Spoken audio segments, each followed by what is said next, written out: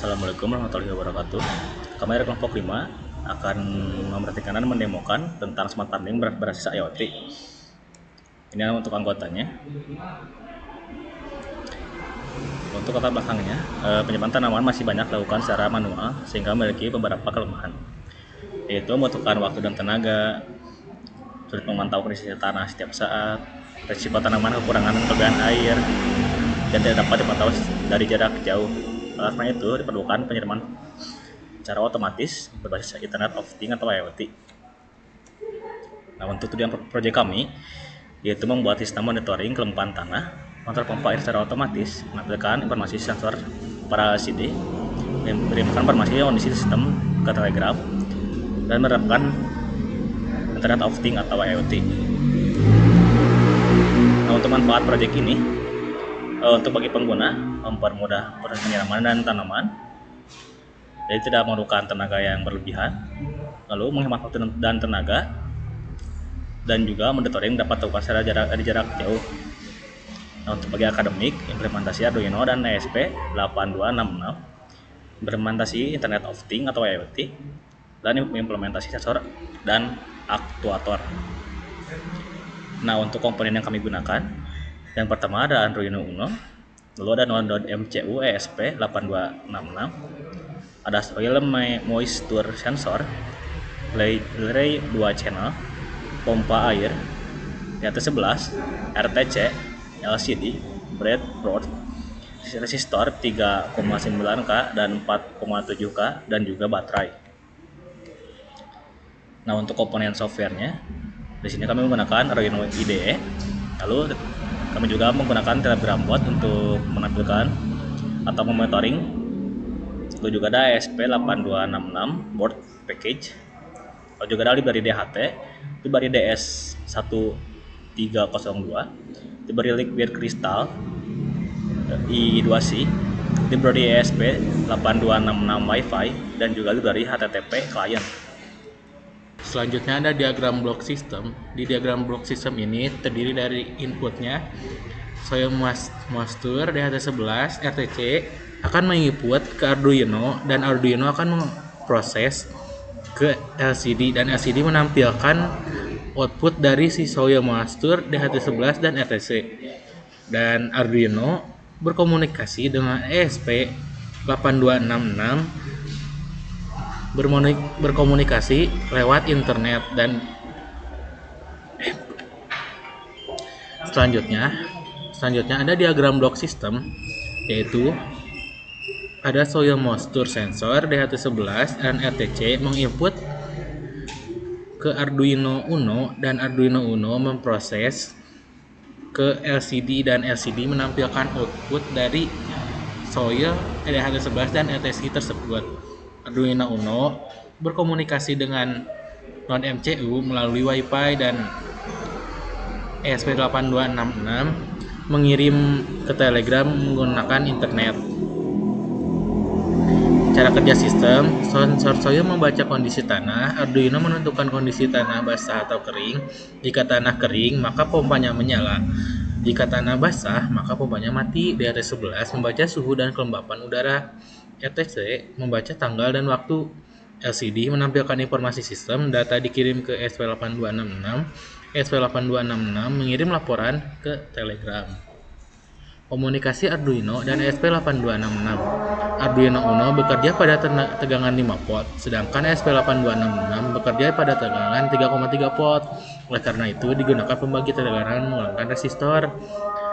Resistor yang kita pakai ada di yang pertama ada 3,9K, dan yang kedua ada 4,7K. Kelebihan dan kekurangannya, yang pertama ada kelebihannya penyiraman otomatis, monitoring real time, dapat diakses dari jarak jauh, mudah dikembangkan. Untuk kekurangannya sendiri, membutuhkan koneksi internet, sensor soil mudah mengalami korosi, bergantung pada sumber listrik. Untuk kesimpulannya, berdasarkan hasil pengujian dapat disimpulkan bahwa sistem smart irigasi berhasil dibuat menggunakan Arduino Uno dan ESP8266. Yang kedua, soil sensor mampu mendeteksi kondisi tanah, relay dan pompa bekerja secara otomatis. LCD berhasil menampilkan informasi sensor, ESP8266 berhasil mengirim data ke Telegram, sistem dapat membantu proses penyiraman tanaman menjadi lebih efektif dan efisien. Selanjutnya di sini saya akan menjelaskan tentang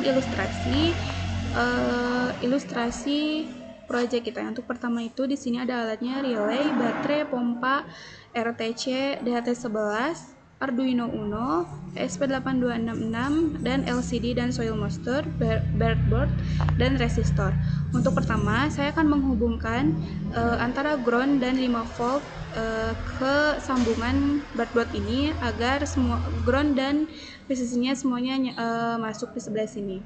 Lalu selanjutnya DHT11 untuk PCC masuk ke warna merah breadboard sebelah sini, dan untuk ground masuk ke warna biru sebelah sini di sebelah breadboardnya.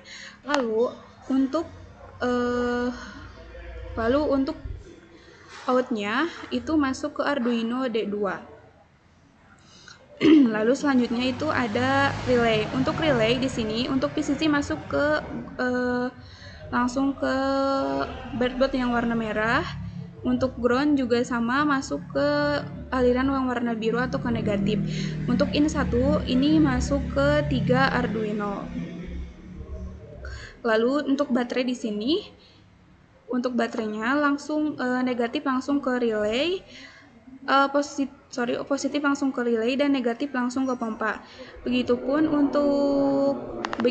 untuk pompanya itu masuk untuk yang negatifnya langsung masuk ke relaynya. Lalu di sini ada untuk soil moisture-nya. Soil moisture itu PCC seperti biasa ke warna merah, untuk ground juga ke warna merah, dan in1 itu masuk ke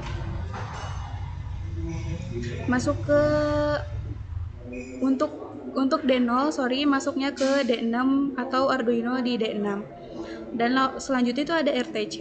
Untuk RTC itu ada PCC seperti biasa ke breadboard dan ground juga ke breadboard.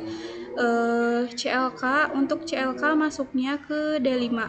Untuk CLK masuknya ke D5 sebelah sini. Lalu untuk DAT itu ke A0 sebelah sini langsung masuk ke Arduino A0, dan untuk RST itu ke D4 di sebelah sini juga. Lalu untuk LCD di sini ada ground, PCC, SDA, dan SCL.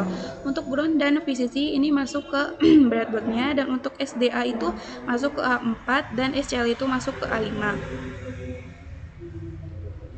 Lalu untuk kegunaan untuk resistor di sini itu untuk menurunkan tegangan antara Arduino dan ESP8266.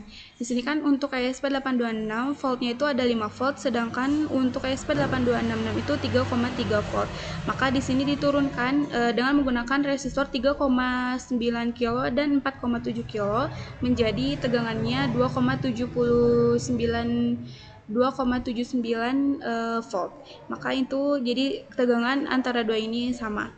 Nah, untuk ESP dan Arduino itu untuk ground masuk ke ground sebelah sini, dan untuk selanjutnya itu untuk D4 masuk ke aliran yang resistor sebelah sini agar aliran atau tegangannya itu sama. Nah,